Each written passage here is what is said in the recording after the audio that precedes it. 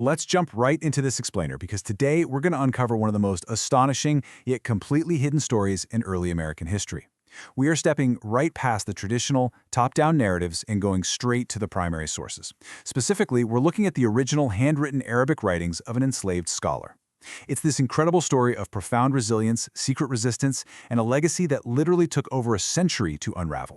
But to really grasp just how remarkable this story is, we first have to totally shatter a massive historical misconception. Scholars actually estimate that between 15 and 30% of enslaved Africans brought to the Americas practiced Islam. Think about that for a second. That is a staggering number. These were individuals who brought with them deep, sophisticated literary traditions, universal values, and immense agricultural skills, all of which, are just way too often left completely out of our history books. So picture this. It's the early 1800s. An enslaved man is sitting in a cramped jail cell in Fayetteville, North Carolina. He's desperate to communicate, right? So he takes a piece of coal and begins writing furiously on the walls of his cell. But here's the catch. He isn't writing in English. He is writing these desperate pleas and prayers in elegant, flowing Arabic, a language his captors cannot comprehend at all. Okay, let's dive into this. The man in that jail cell was Omar Ibn Said. Sometimes his captors called him Uncle Moro. Now, looking at this portrait really puts a face to the name of a man whose extraordinary intellect made him this object of intense fascination for the pre-Civil War elite. But if we want to truly understand Omar and the brilliant covert subversion he pulled off later in life, we have to look past this image and journey back across the Atlantic. Which brings us to our first section, Scholar of Futa Toro. So, Omar was born around 1770 in the Futa Toro region, which sits right between the Senegal and Gambia rivers in West Africa. He came from a very wealthy family, and here's the absolutely crucial part.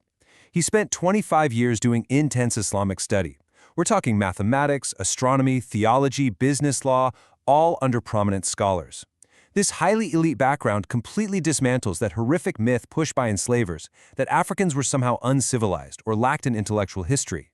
Omar was a top-tier scholar.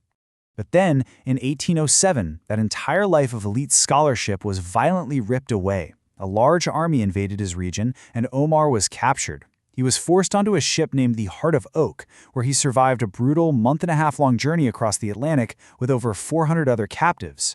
When he finally arrived in Charleston, South Carolina, he experienced this incredibly abrupt, violent shift, going straight from a highly respected intellectual to a captive being sold on an auction block. Section 2, Bondage and Subversion.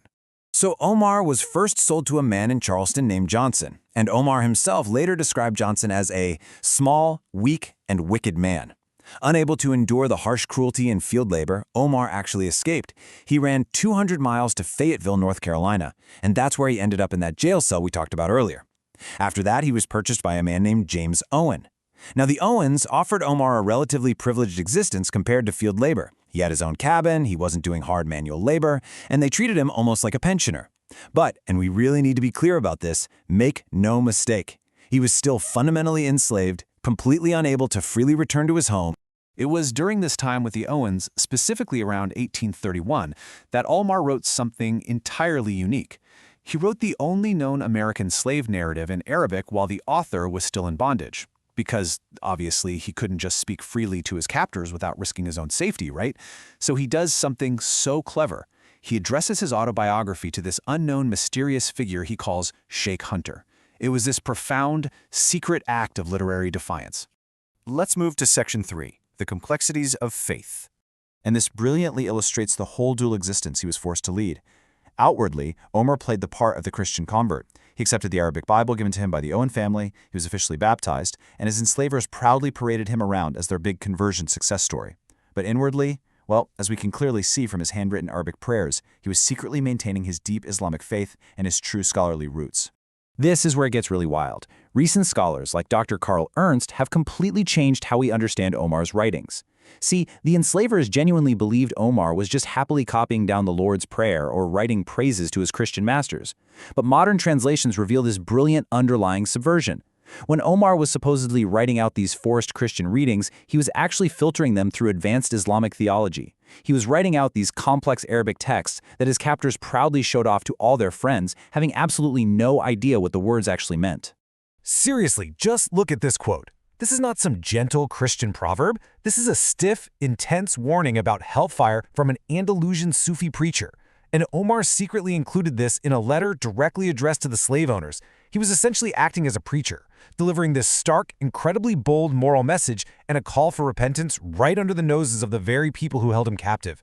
And they were completely 100% blind to it. Section 4. Manipulating a legacy. So the pre-Civil War press had a real problem on their hands. How do you explain a brilliant, highly literate enslaved man? Well, newspapers used his literacy and his perceived physical frailty to actually validate the institution of slavery.